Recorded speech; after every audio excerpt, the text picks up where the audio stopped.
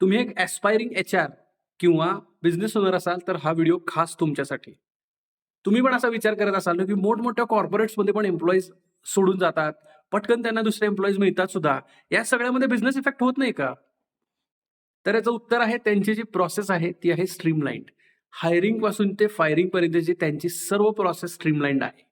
Salary किती द्यायची, incentive किती द्यायचे, बोनस किती द्यायचा, कधी द्यायचा, कोणकोणत्या गोष्टी ॲक्सेप्टेबल आहेत आणि कोणत्या गोष्टी ॲक्सेप्टेबल नाहीत, हे सर्व गोष्टी क्लिअर ऑन पेपर असतात.